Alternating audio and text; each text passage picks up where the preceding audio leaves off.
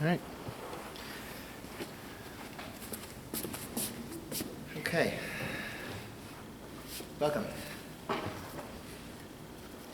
don't know what to attribute the smaller crowd than last week. I don't know if I feel everyone's really excited about Chaim Brisker. I don't know if Herzog is less excited. It's too cold? Okay. Yeah. Be interesting. I feel like it'd be an interesting chart, but okay. So Yitzchak Herzog. He's our focus this week. Really interesting person.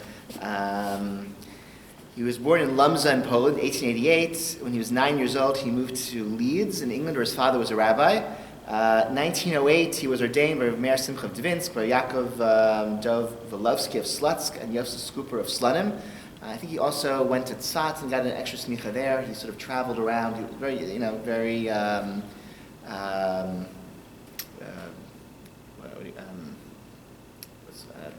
good student. Okay, he studied very hard, right? And got acclaim as a rabbinic scholar. He also went to university. At London University, he got a PhD in marine biology, studying Hebrew porphyriology. You know what that means? Yes. He studied tchelet, and argaman also. The Torah has these sort of dyes that for certain mitzvot, and like the Big Day Kahuna, tzitzit are supposed to have a patil tchelet, a thread of blue, and the Talmud discusses that this blue thread was made from a chilazon, which is some sort of snail, and Rav Herzog, or doctoral student Herzog, studied that and determined what the species of snail that was used for the chilazon, because the chilazon was that snail that used for making this dye was sort of lost. The method of making tchelet was lost, and Rav Herzog, using marine biology and archaeology and whatever, was able to figure out what this type of snail was. Now, this type of snail was used for dyes in other Mediterranean cultures, so it wasn't a uniquely Jewish method of making dye, but he could have determined that this method of crushing snails to make blue dye was also what ancient Jews used as well. It's a more interesting story, or there's some other elements of the story. I don't know if anyone here wearing tchelet? Do you have but so the mitzvah of tchelet was take a step back. Any natural dye before chemical clothing dyes, they were very, very dull. If you think of like a really bright fruit that might stain your clothing, source sheets are on the shulchan. Think of like pomegranate juice. If you dye cloth with pomegranate juice, bright red, it's actually going to become a very dull red after one or two washes. It was very hard before artificial dyes to get a vibrant color, except for these like very hard to make, tchelet, argaman, tolat shani, which in the ancient world, in the ancient Mediterranean, these were very, very highly valued. The Roman, there was the royal blue and the purples, and these were associated with royalty because they were very expensive and they were so rare and unusual that you could have vibrant color. So that's part of, I think, the significance of the Torah giving these special meanings to these dyes. The mitzvah tchelet was lost. We lost the ability to do that. I think that's the time of the Arab conquest of Eretz Yisrael around the 6th, 7th century. That seems to be when that method of making tchelet is lost among Jews. The tradition is lost.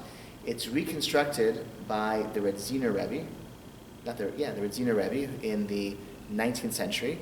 He travels to Italy and does some research there, and he identifies the chilazon as the cuttlefish, which is, I don't really know it's a type of sea creature, and he thought this was the chilazon, and he made tchelet out of cuttlefish, and his chassidim wore tchelet. No one wore tchelet for centuries. The Redziner Rebbe felt this was important, and he endorsed this. He was comes from an interesting iconoclastic chain of tradition in Chassidut. He's from the Ishbitzer school and dynasty. Interesting person, same family, the Leiner family. He wrote his own Talmud on Tarot, right? He wrote Gemara, Rashi, Tosfot for Tyra, because it doesn't exist and he thought it should, so he wrote his own. It's pretty cool. He was an interesting person. So he revived tchelet. Rav Herzog, in his doctoral dissertation on tchelet, proved that the Radziner Rebbe's tchelet was not real tchelet because the chemical process by which he was basically making an artificial dye. He was using the cuttlefish as a source of carbon for this very complicated chemical process that resulted in a blue dye that was like you could substitute the cuttlefish for anything else. All that was really happening in this process was carbon was being extracted from it, and then it was recombined to make this artificial chemical dye. And Herzog sort of proved that, and then he also proved that this mollusk is the actual chilazon, the way to make tchelet. That was his dissertation. After the Second World War, he helped the Radziner Hasidim to reconstruct their form of tchelet, even though he had disproven it, right? He had proved that it was the cuttlefish tchelet was not authentic in his dissertation, but by studying it, he actually had he had preserved the recipe and the method of making it, and he made that available to the Radziner Hasidim after the war. And so, in an interesting way, he showed that it wasn't real tchelet, and yet he allowed that version of tchelet to exist. In the 20th century, there's a group in Efrat, there's this dentist whose name I can't think of right now. There's a group that makes the tchelet that you may know people who wear. They are basing themselves on Rav Herzog's method of making tchelet, and that's spread, and that's a way to, you probably, there are a few people in the shul, I think, who have that kind of tchelet on their tzitzit. There are still people selling, though, the Radziner cuttlefish tchelet. And the Radziner Hasidim and a few others as well who are into it. Yeah.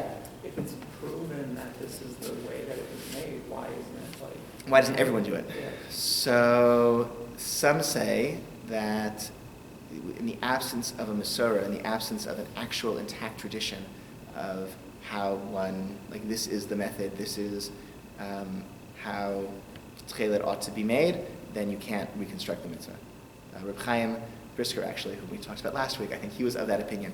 In response to the Radziner tchelet in the 19th century, early 20th century, he felt we need a Masorah, we need an actual tradition in order to revive this mitzvah in full.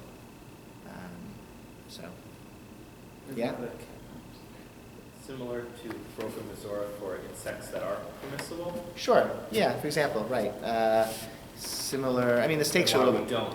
Right, we don't, even though there are certain insects that are kosher, we who don't have a Masorah for what they are, we don't eat them. Or with birds, even though there are simanim, there are signs for kosher birds in the Talmud, if we don't have a verified, intact tradition that this is a type of bird that Jews ate, we don't eat those birds. Even if we have woodcuts from from hundreds of years ago, that of all the kosher birds, you can clearly identify pheasants and peacocks on this woodcut that was made in Italy in the 16th century of all the kosher birds. We don't eat peacocks or pheasants because we lost the... Sorry. So if instead of writing a dissertation, he or someone else had found a old manuscript from the time... Would that count as the Masorah? I mean, we have descriptions, but that's a good question. I don't know. Meaning, what method is it? Maybe you need to find like a group of Jews living in up in the mountains who had, or not in the mountains, or by the seashore, who So had continued to make it all. change. I think so. Look, if you're into it, look, and there are many people who endorse this tchelet now. It is a popular mitzvah that is growing in popularity. So I don't, if you're convinced, then you should wear it. When I was in high school, I was really into this and I researched it. And if I had had more money back then, I definitely would have bought myself tchelet tzitzit. Subsequently, I just sort of feel like the kind of, like I'm a little bit more wary of messianic agitation. I just sort of feel like, like we did this mitzvah fine, this is the way Rashi had his tzitzis, this is the way my great-grandfather had his tzitzis. I don't feel the need to change, but I don't know, I understand, like, it's archaeology, it's there, and, I see both sides, so. Is this an instance of rupture? Rupture and reconstruction, meaning, I don't know. That was his dissertation, okay? He in 1916, Rabbi in that's not true, sorry. Rabbi in Dublin, sorry. First he was Rabbi in Dublin, then he was Rabbi in Belfast. From 1921 to 1936, he was the chief rabbi of the Irish Free State, the first chief rabbi of the Irish Free State ever. 1937, he becomes the Ashkenazi chief rabbi of Palestine. He had taken part in that famous rabbinic contest in, 10 years earlier, or 10, maybe 15 years earlier, when Rav Soloveitchik, Rav Herzog, and Rav Amiel competed for the chief rabbi of Tel Aviv post. that opened in the, I forget when, 20s. And this was the only time Joseph Soloveitchik ever went to Israel. And Rav Amiel won that contest and became chief rabbi of Tel Aviv. Rav Herzog lost, went back to Ireland, but he came back in 1937 when Rav Kook died and became the chief rabbi of Palestine.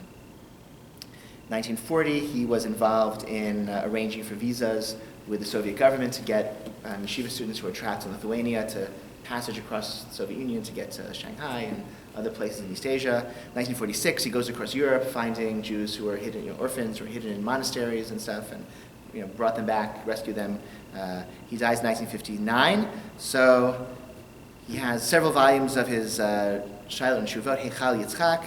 He has several volumes of Psakim U'Chtavim, right? Written psak, halachic decisions, and Ktavim, letters, etc.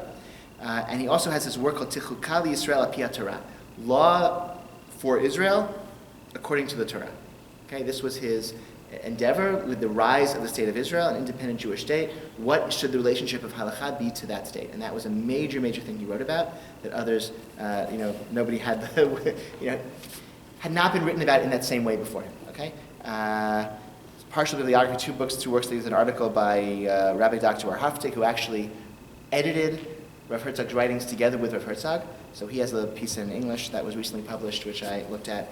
And my very good friend Alex Kay wrote his dissertation on legal philosophies of religious Zionism, 1937 to 1967. And there's several chapters on Rav Herzog. And Rabbi Dr. Kay was very helpful in correspondence with me this week. And that dissertation is going to become a book in the coming year or so, and so you can sure read it. Okay, let's see a few things that he wrote about that were important. So if the Torah is going to govern a Jewish state, what are some issues that you have to? Let's just sort of generate some issues that you have to deal with. If, let's say, you have a Jewish state and we have halakha, which is Jewish law, so let's just apply Jewish law to our independent Jewish state. What are some issues we have to deal with? Why might that not be a good idea? Or what would you have to overcome for that to work? Well, not everyone is Jewish. Not everyone is Jewish, right? So how can, right? Good. Anything else? Yeah. If it's in some sense like a democratic government, who's to say that the people in charge are going to be interested in the system? That's like a meta question. That's like a why would we have the system to begin with? Let's assume that everyone were to agree this would be the system. I'm thinking, what are the obstacles for that to be, right? You're saying, why would you even have that system, right? That's a misunderstanding you. Yeah. Okay. What do you punish for? What do you punish? Meaning, what are crimes? Is breaking Shabbat going to be a crime in the state? Is that going to work? Is that feasible? Right? Is that, yeah. A lot of things are used Sanhedrin.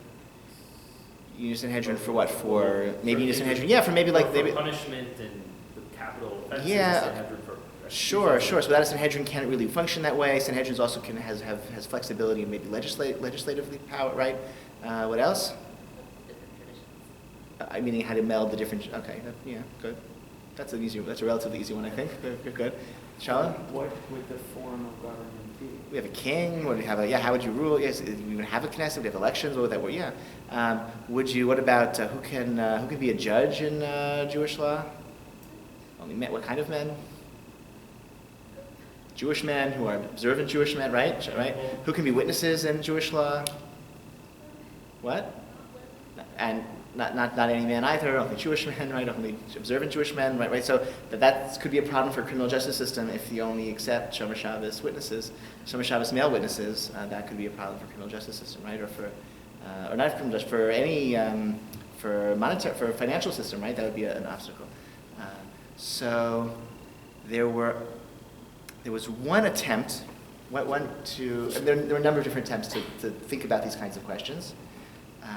One stance that was very popular, that was not Rav Herzog's stance, was to look at a piece of writing by the Ran, Rabbeinu Nissim of Gerona, who, in one of his drashot, differentiates between what he calls Mishpat Tzedek and Mishpat HaMelech.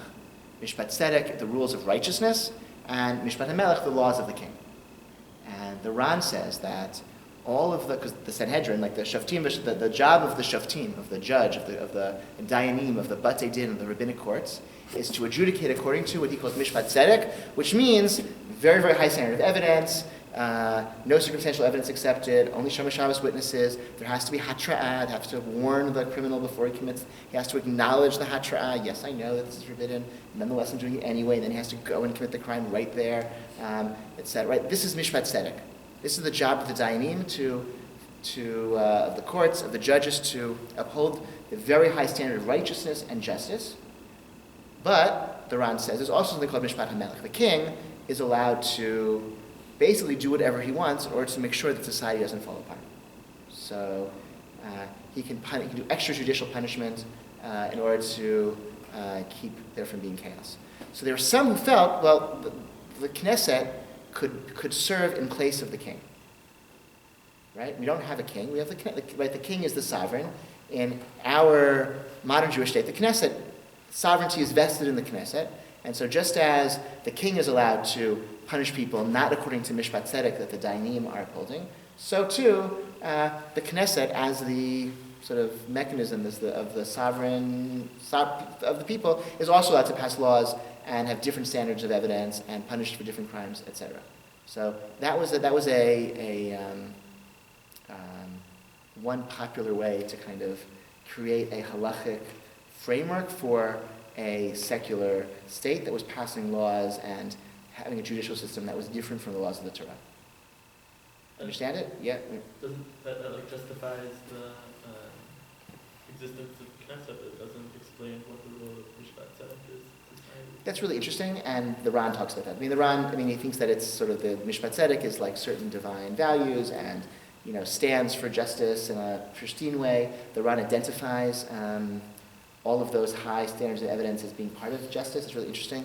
Warren Zev Harvey wrote an article years ago called Liberal Democratic Themes in the Ran, and he discusses some of like what mishpat tzedek is supposed to represent. That's not what I'm talking about. But mishpat hamelech, right? That would be, maybe that's this rubric for, okay, like what's necessary for a well-functioning state. What other laws are necessary? So maybe that could be different than the law, the halachic guidelines. So that made use for the Knesset. Rav Herzog did not like that, and he felt, no, halacha had to be the legal system for the state, for a Jewish state, but halacha had to change. And there had to be takanot and mechanisms for letting halacha become the law for the state.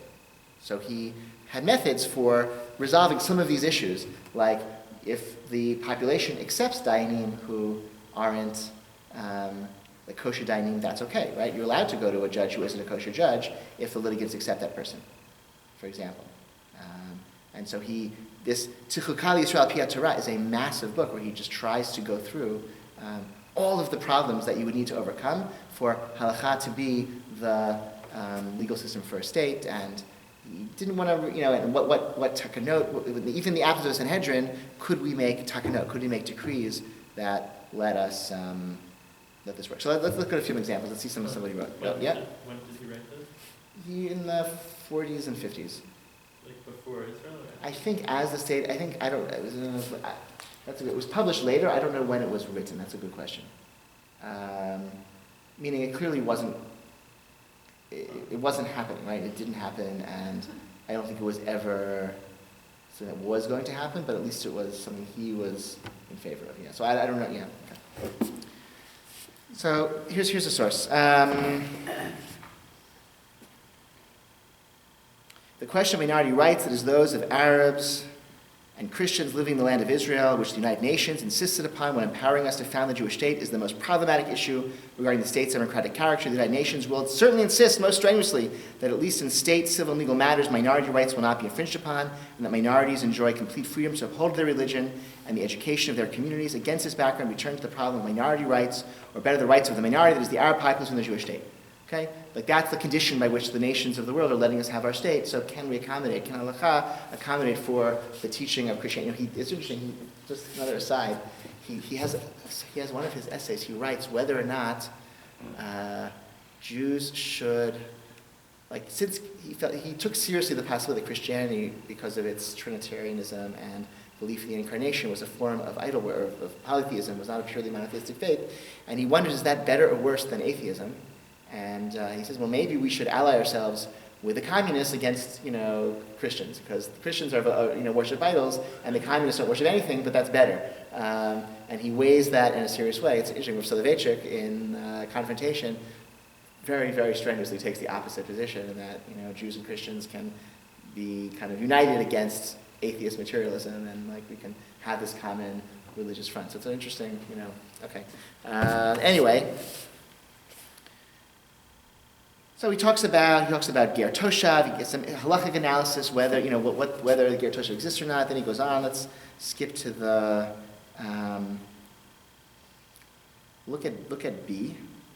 Okay, look at B, the paragraph B towards the bottom, page 2. You must also take into account the explicitly stated purpose of these laws as written in the Torah, lest they cause you to sin, that we should not be influenced by them and by their worship. Would anyone deny that the danger of Jews being influenced by Gentiles is greater when the Jews are subject to the Gentiles, where in exile, whether in exile, or in the land of Israel, than when Jews are not subject to Gentiles in a certain manner, even predominate as a nation? In other words, when the Torah says, don't let these other religions live in your midst, lest they lead you astray, the Torah is telling us what the concern is.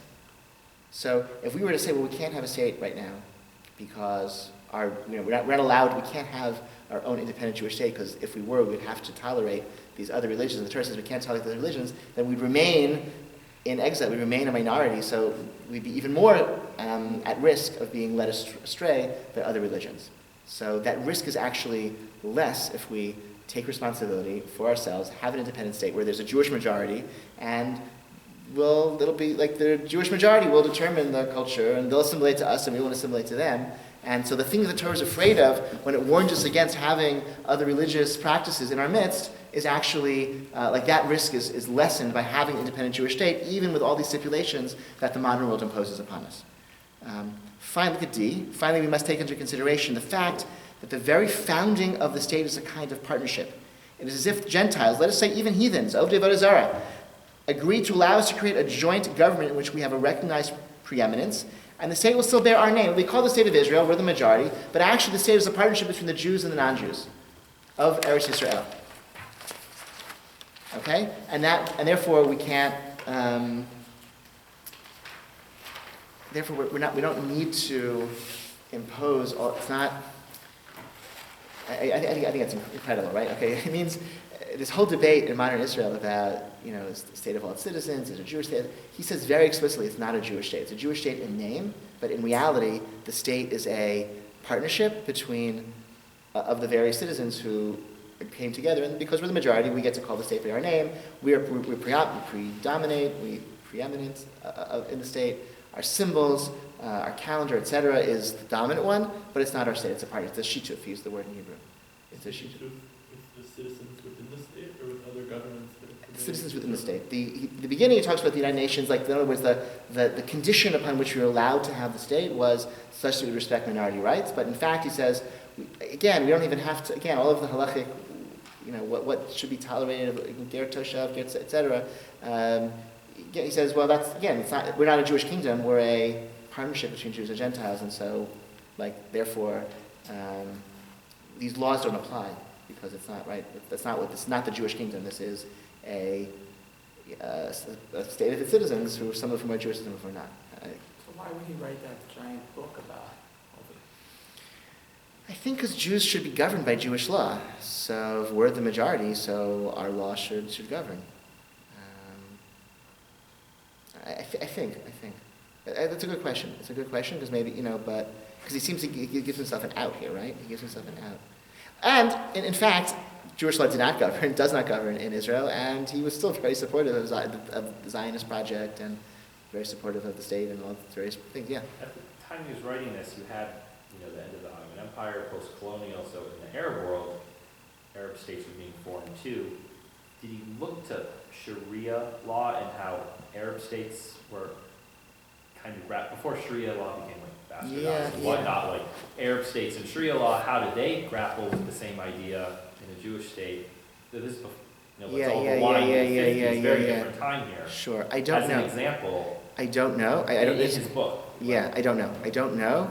Nor do I know what role Islamic law plays in modern Arab state or Muslim majority states. I think it means like the ways in which the legal system in majority Muslim countries is actually the outgrowth of like Islamic jurisprudence is something I know nothing about, but I think there's like vast diversity of what that means. But it's an incredibly interesting question, and I don't know the answer. You know, the state of Israel does have Sharia courts, just as it's set up. I mean, what in fact happened, the state of Israel set up a civil court system, and a criminal court system, and a rabbinic court system. And parallel to the rabbinic court system, the state of Israel set up Sharia courts and also like Christian courts. So the Sharia courts handle personal status issues within the Muslim community. Plus, just as Jews could go to a Beit for a financial dispute, I think Muslims could go to a Sharia court for a financial decision. It's all under the Minister of Religious Affairs, who currently is from one of the Haredi parties. There was an interesting, incredible. So first, these pictures. I don't know if you've seen this. They were like circulating. These pictures of the president of the state of Israel went to the ceremony swearing in these 20 new judges for the state of Israel Sharia courts. Which is a great photo op, but there was an issue because the Sharia court, they want to have female judges on the Sharia courts, or advocates. There's some role they wanted to open to women, and the ministry wouldn't let them, because if they did, it would set a precedent, and they could be sued for the rabbinic courts to have women in various positions that the ministry didn't want to. They didn't want to create a legal precedent. So you had members of the Sharia courts going to the Haredi rabbis in Bnei Brak to ask for them to intercede on behalf of the Sharia. That's crazy. Okay, and that's okay. It's page 3. This is I kind of made it small to fit on the page. I don't know if you can tell what it is. Can you tell what it is? Yes, this is the prayer for the state of Israel, which was that is the version that more or less that we recite here in our shul. Herzog wrote it. This is a handwritten draft that he wrote, which I include as the handwritten draft to disprove the rumor that it was really written by Shai Agnon. I don't know if you heard that rumor, but Shai Agnon, the great Hebrew writer, Nobel laureate, who was somebody friendly with Rav Herzog, and they corresponded and knew each other. But this seems to be the draft that he wrote himself. And so Shai Agnon did not write the prayer for the state of Israel. It was written by Rav Herzog. So again, the words are beautiful, a lot of biblical imagery. If you think about the prayer, what emphasizes the ingathering of the exiles, I think that's a major theme of the prayer. It tones down some of the messianic rhetoric that might have existed, but it's, so that's another one of his contributions that, again, it's our synagogue and hundreds of others all over the world, they recite that prayer, and that's from him. Okay, let's see a few more sources.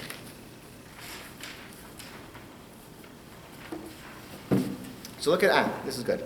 Okay, we're not going to do everything inside. look at the top of page 4. This is neat. Since we desire the institution of Torah law within the state of Israel, and the opposition to this is substantial, based primarily upon the discrimination against women in the area of inheritance, the danger readily presents itself that the state will select an alternate Gentile codex to serve as the basis of its legal system. Therefore, we should institute takanot, which will serve as a fence against such an event. So rather than say, the Knesset can pass its own laws, and that's Mishpat HaMelech, which is better for the functioning of the state, and those laws that the Knesset passes, the Mishpat HaMelech, might include equal inheritance of sons and daughters. But Herzog says, no, we want Jewish law we want halakha to be the basis of law in the state of Israel, and so we need to change Jewish law. We need to have takanot. We have to have decrees. Even without a Sanhedrin, we need decrees that can equalize the status of daughters in inheritance. Do you know what by the way, the method that is more common? Okay. Reactions? This to me is this is a great example where he's totally open about what his agenda is. Jewish law, because of this kind of it's a progressive halachic agenda in service of a somewhat reactionary, right? We want religious law and the religious courts, right? The halachic system should dominate this modern state, but for that to happen, we really actually have to liberalize and shake things up and change things and have these takanot. But if it wasn't be for the pressure of the state, the next million years, you wouldn't try to change the laws. I don't know. Yeah. That's the impetus for what the Right. second Yeah. thing is. I don't know. Got it. How does he get around Asma Ma'ashakas of the Torah? So the way we do it now is. Is a legal loophole, but So Hefker, Beit, and Hefker. I don't know. There are ways. I mean, I think that would probably be the mechanism, right? So the typical way that, I mean, there's a where did I hear this? I read it in one of the articles. Shai Agnon told Rav Herzog that years ago in Europe there was a Hasidic family that, and I guess in Shai Agnon's town, where the daughter didn't inherit as the Torah suggests. Their brothers took the entire inheritance amongst themselves, and everyone in that town, that little shtetl in Eastern Europe, they ridiculed the family for being ridiculous and not. So Shai Agnon was saying even in generations past. This just wasn't done, and it was not. So the way people do that now, since a will is not valid in Jewish law because you're dead, you can't give things away once you're dead. You take on a debt that's larger than the sum of your estate, or you create a debt to, I give to, I $10 million. I obligate myself to Tali $10 million right now, and that debt is created right now, and if I die without paying it, then my heirs owe Tali $10 million, unless on condition that they don't uphold the terms of this document here, which is called my last will and testament. And that way, while I'm still alive, I subjugate my entire estate either to, Tali, or to the division in this document. And then my heirs, even though they're entitled to, the firstborn gets double portion of the other, etc., whatever the rules of the Torah are, they have an interest in, we're not getting anything because all of it goes to Tali and then some. So instead, we'll divide according to what's in this document. And you can get these documents from the CRC has it on their website. You can get them from they're available. These documents are available. I think his mechanism. I think Hefker, Beit, and Hefker was the mechanism, right? A Beit Din is empowered to move money around and property around. So since we're talking about who gets what money, if it's a takana and the Batei Din are behind it, then they can say who gets the money. The next long passage. So, okay, reaction to this? I don't know. Any? It's either very progressive or the opposite. It's either very progressive or the opposite. Yeah, I kind of. It's modernizing Jewish law in order that Jewish law should govern a state. So that's it. It's again, I think the religious law and religious legal system would govern a state is a kind of we think of that as reactionary. On the other hand, I don't know, why not give us a shot? There's something very kind of neat about it, right? If halakha is meant to govern our lives together as Jews, so let it do so on the large scale. Let that, I don't know, let's see what that could be like. I don't know. I guess I feel that same ambivalence about it. But yeah. Isn't there a sticky problem around the fact that there isn't smicha like we should have, so therefore you can't really do? So he discusses that. I mean that's a major without this inhedron, without smicha, what can we do? What can we not do? He felt and marshaled arguments on behalf of the claim that a lot could still be done.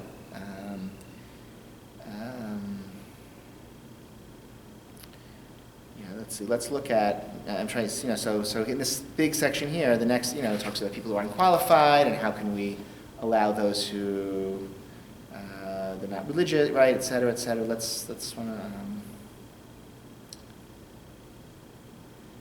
On page 5, paragraph 4, right, appointment of judges that are not Jewish. Okay, so essentially that seems to be possible, maybe not, and why? So again, all these things have to be worked through.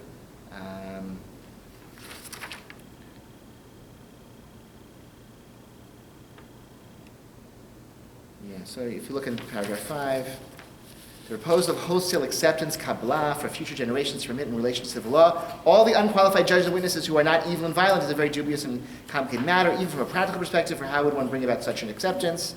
To suggest that since the public chooses its representatives in Parliament, it is as if the public accepts upon itself all the aforementioned unqualified people when Parliament legislates a law to accept them, or that since the public implicitly accepts all the ministers that the Parliament will appoint, it's as if the public accepts upon itself the judges that they will in turn appoint. This is also very difficult, right? So that's maybe right, kiblu alai, right? The Gemara talks about you can have a judge who isn't a good judge, you have a witness who isn't a valid witness if the litigants agree. So maybe instead of actually going to court and saying, well, I agree that to have these non-Jewish judges or these non-Shomer Shabbos witnesses take part in our court case, maybe the fact that the Knesset passes a law as the representative of the people, maybe that's the same as kiblu alai. Maybe that's a mass scale. So he doesn't really like it, but that's sort of the direction in which he goes.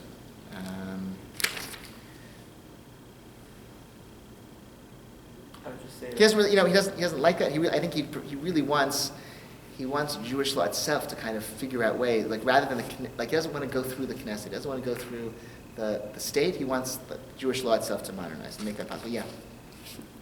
But it seems like logically that he's at the two positions are a difference in degree, not kind, right? Like the position that he favors is that the details should be the details of the law should be subject to this halachic reasoning. But then earlier on, he was suggesting that through halachic reasoning, that same type of halachic reasoning, he's concluding that halacha doesn't need to apply it to the right. So so he's doing the same thing. What does he gain? What does he gain if he's modernizing halacha in all these ways? What does he gain by going this way as opposed to just saying, just let the Knesset solve the problem, or what? Well, not that he had a specific reason why the Knesset it should be a secular government, and it was based on his same halachic outlook, right? It doesn't satisfy the conditions of being a Jewish state according to halacha. Mm-hmm. So that's one giant sort of you don't want to, not a loophole, but that's so one, he definitely did accept the state of Israel as a Jewish. Where you see this is in kingdom. you see that in a couple of places. There's there was in the 40s and 50s. There was a big question of first was a big political fight over draft deferments, exemptions for yeshiva students. That was and then there was a big fight over whether women would be drafted. And what existed for many years was that religious women would not be drafted, they would do national service instead. And just now, like in the last handful of years, that's breaking down. You have religious women going to the army, which is increasingly common and very controversial among rabbis, okay, and the religious elite. But it's much more common now. But I think a generation ago, it was thousands. I mean, so that was one. So he was a participant in those debates, and he felt that the wars of the state of Israel were milchemet mitzvah, that therefore the government could draft people. Like the government had the power to draft into the army. That it had this power. It was milchemet mitzvah. It was a defensive, even the question of offensive attacks on Shabbat, which he all of these judgment, he treated the state as a Jewish collective that had the capacity to do things that a Jewish government could do. Like that an attack on the state is, defending the state is a milchemet mitzvah. It's a commanded war. It's an obligatory war, a war defending the state, and therefore people could be drafted and you could fight on Shabbat and an offensive attack, et cetera, et cetera.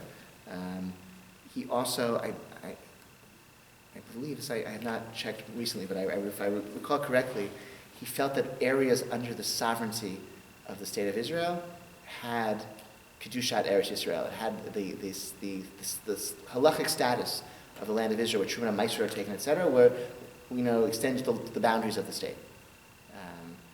Right, because you had, the Talmud talks about, says, when Joshua came and conquered the land, every place that Joshua and David, conquered, or say Joshua certainly conquered, has a status of the land of Israel. But then when the Babylonians came and deconquered the land, that sanctity was gone, right? So after the exile, there was no obligation anywhere in the world to take Truman and Meiser, because there was no Eretz Yisrael.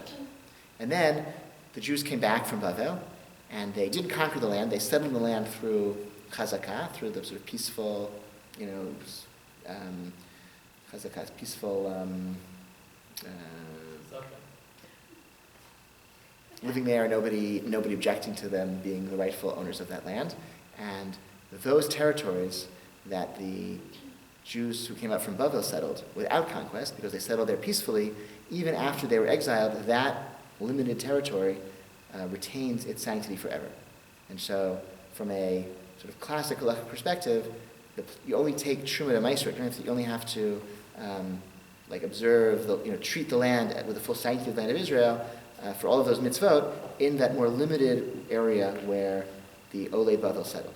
Rav Herzog felt that there was a new kibush, that the state, as a sovereign representation of the Jewish people, and the places that were under its borders also had that status of this new kibush, and as long as they were part of the state of Israel, they would have to true to Maestro. So that would include places that were not part of the, not settled by Olei Bavel, but Jews who came from Babylonia, like, south of Beersheba, like the Negev or Eilat or places like that, or the Golan or places up far in the north. So I think he would have said that those areas would have had Jewish heritage. So that, again, it's also treating, aside from the legal system, if he's treating the collective as the state, he's treating the state as something significant for Klal Yisrael, as the embodiment of Jewish collective life in some important way. So that's Finally, I just want to look at a few, of the takanot. So 1946. So in his capacity as chief rabbi, he, again, some of these takanot that he issued. So these are a handful of them. 1946. Yivum is forbidden. Chalitza must be performed.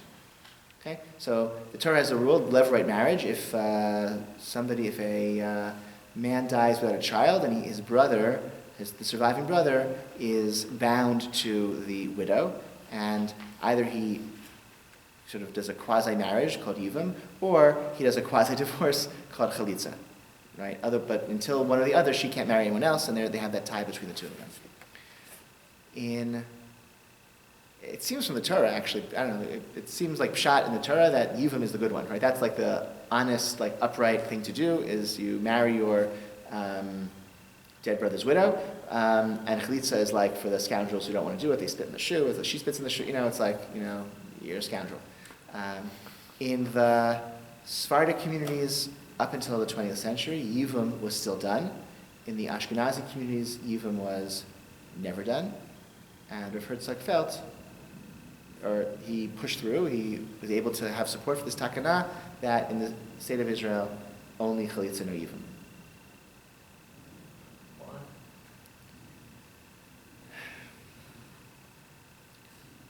I think as a way to have uniform practice, which in this era of ingathering exiles, there's a sense of uniform practice, and the uniform practice should be in accordance with the more developed, enlightened way. And the majority,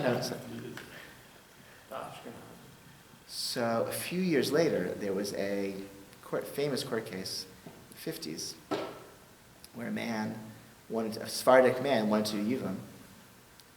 And the judge said, in the state of Israel, we don't do Yivum anymore, we only do Chalitza. And he said, but I'm Moroccan, or I'm Iraqi, and we've done Yivum for 2,000 years.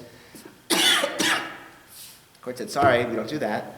One of the judges wrote an angry dissent. And that young judge, who felt that Sephardic halacha also should have a stronger voice in the modern state of Israel, was Avadia Yosef. That became one of his major life agendas, to restore the honor and power of Sephardic halacha. But even he didn't win this particular fight. I don't think Yivum is not done. So you cannot marry your dead brother's wife. It doesn't happen. It doesn't hapen. I mean, If you're single? one of the halachic, I think, the reasons why Ashkenazi halacha shied away from it. You have to have kavanah for Yivum. So there's no additional marriage ceremony. They just start living together as husband and wife, but they have to have this very, very pure kavanah of this is, for the sake of Yivum, and that the assumption, I think, was that's not really a possible thing anymore, to have that kind of very focused, elevated kavanah. So. But that's an example then where halacha is the law of the land. Well, in the state of Israel, there is no civil marriage, so all personal status is in the hands of the rabbi. So the next one, polygamy is forbidden even for Sephardim. Okay, so there were Sephardic families that came to Israel in the 50s with multiple wives, And that was, and they were allowed to retain those families were not broken up, but no one was allowed to take multiple wives, even though that was an Ashkenazi, chumrah from Rabbeinu Gershom, which was never considered to be obligatory. But I don't think it was ever common, ever. But it did happen, and it doesn't happen in the modern state of Israel. But that was one of the takanot of 1946. No polygamy. Yeah. What's the process of this takanot? Do you approve? Like, how do they? I think it's like a rabbin. I think there's a supreme rabbinic court, and they issue takanot, like yeah. And everyone just follows. Or not, but in theory, yes. And since if you're the chief rabbi, since all Jewish marriages and divorces in the state of Israel are given over to the Rabbanut for their control, then if they have a policy, then there's no way to avoid that policy without breaking the law. So, a woman may not marry before the age of 16. Okay, it's in the takana, right? That's not a rule from the Talmud. The Talmud does say, Talmud says you should wait, till your daughter grows up. You shouldn't marry your daughter, even though the Torah gives the father the right to betroth his young daughter. It's Amru Chachamim, right? Don't do it. It's a bad idea. Wait till she grows up and tells you who she wants to marry. That's in Kedushin. So what is that? Yeah, so but he says you can't do it before 16. Tosfot in that Gemara in Kedushin, they say where we live, there's so few people that if you find the right person, just do the marriage right now. Don't let her get away. Like, accept the Kedushin for your 3-year-old, just because there might not be another eligible person, So there are very small Jewish communities apparently in the time of medieval France, right? Okay. Then he said, any rabbi who wishes to officiate a wedding ceremony must be authorized by the rabbinate. Okay, so this one gives the others all their force, right? This is saying you can't perform marriages in the state of Israel without the approval of the rabbinut. The rabbi has to be an authorized rabbi. He has permission of the rabbinut. Everything is essential, right? So Rav Herzog, there's a statism, right? There's that law comes from connected to governments. There should be a unified law for the whole country, and everyone's doing the same thing in the same way. We have to modernize that law so it can function in the real world, but there's one way to do that. No yivum, no polygamy, because we're going to have one halacha for the entire state, and we're all going to do the same thing. And so this last but is obviously, it's the, it's Frankenstein's monster. I don't know. It's the, he's building off a system that Kook created of this rabbinic court system and this local rabbinute offices that are under the authority of a chief rabbi, etc. But he's giving it extra strength here, right? He's saying you can't get married without registering first. So the couples have to first register with the rabbinute before they get married, and a rabbi can't do a marriage unless he's authorized to do so by the rabbinute. But that was not that's not a rule in halacha that you have to right? If you're a rabbi and you're qualified, you can do marriages, right? The Gemara says if you don't know Kiddushin and Gittin very well, you should stay away from it. The Gemara says that. So I'd say, so it's not a requirement that there be a rabbi for Kiddushin or for marriage, but I think you should be knowledgeable, very well knowledgeable to do it. I think it's a bad idea for people who aren't well educated, let's say, for example, rabbis, to be involved in marriage and divorce, etc. But certainly you don't need to be registered with an agency, or that was never the case in Lithuania. That didn't happen. You didn't have to be registered to do weddings with anybody in Lithuania or Poland or Hungary, right? This is a new thing, because connected, I think, to his idea of halakha to the state, that there should be a little more, things should be more orderly, right? Things should be registered. So the ongoing history of the rabbinut is something that it's an interesting story. It's I think kind of a tragic story that this institution that was set up with so much optimism, such beautiful visions, I think has turned out to be such a depressive organization. Some of it is just if to register, it's a bureaucracy. It's a function of the state. So so getting registered to marry, getting married is like getting a driver's license. It's a similar kind of arm of the state, similar bureaucracy, similar process. That's sort of unfortunate, but that's I guess necessary to the system. And there are other things that have crept into the system over the decades that I think have made it less of a good service to the population. There will be others who will visit the shul in the coming months who can speak with a lot more authority about this. we have a scholar in residence coming in the end of February. His name is Eli Fisher. He's a colleague, friend of mine, who, among his claims to fame, is, one of his 15 minutes of fame is that he's willing to perform unauthorized, illegal Orthodox weddings. So he does halachic, like very conventional halachic Orthodox weddings, but not registered through the rabbinut, which is in the state of Israel, which is punishable in theory up to, like, he can be sent to prison. I mean, he probably won't be, but he could be sent to prison for that. And he's willing to do that, and he's going to come to the shul in February. He'll tell you why. Right? He's not like a super liberal guy. He's not doing unconventional weddings. He's doing Orthodox weddings, but he's doing it outside the rabbinut, and so he can tell you why and how this Takanah from 1946, how it is leading to that to him and a few others. Interestingly, the Haredi community also they do their own. They don't register with the rabbinut either. They have an independent. They do conversions. They do divorces. Totally separate from the rabbinut. Yeah. So that also happens. Yeah. Can you say what about the kosher system in Israel? If it comes from this takanot? Yeah. So that's also what the rabbinut. I don't know when that. I don't know the history per se of when that system was set up. I don't remember. But basically, the rabbinut is responsible for kashrut. The local rabbinut is responsible for kashrut. So the rabbi, if you're the chief rabbi of a city or of a region, you're responsible for selling kosher supervision to that region, and you have a monopoly on kosher supervision in that region, and it's forbidden to advertise a product as kosher without your local rabbinut certifying it's kosher. Which means if you want to get a badatz, like a special Haredi kashrut certification to show that it's like really kosher and like a higher standard, you have to also go through the rabbinut of your area, and then you can pay extra for another agency. There's a group in Jerusalem called Hashgacha Pratit, which is a pun. It means a private supervision, right? But it's a pun on like a divine,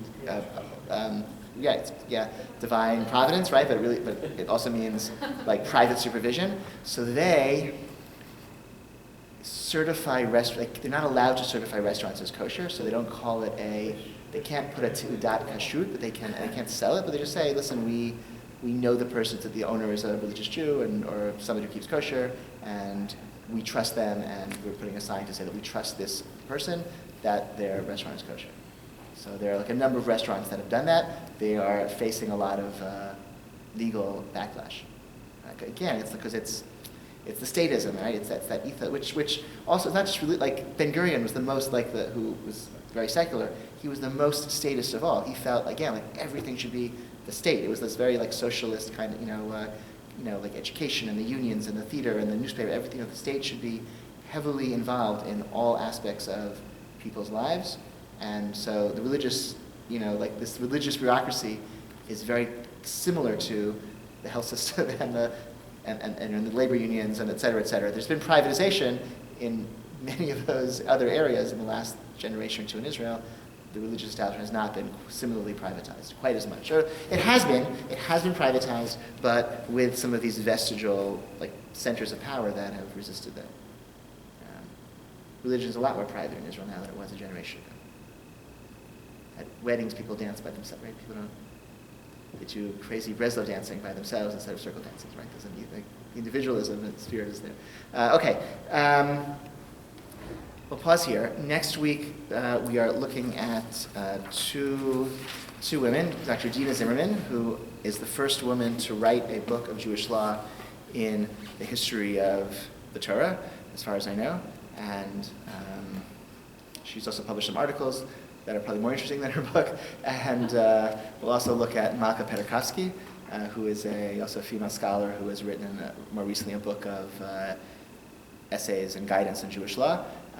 It's the book that Sarah looks at and reads during shul, and maybe I can convince Sarah to teach that part of either just to lend me the book, or she's going to teach that part of the presentation, in which case we might meet at our home next Wednesday, so stay tuned for location, and maybe you'll get a better teacher for half the class. Okay, thank you so much. Good night.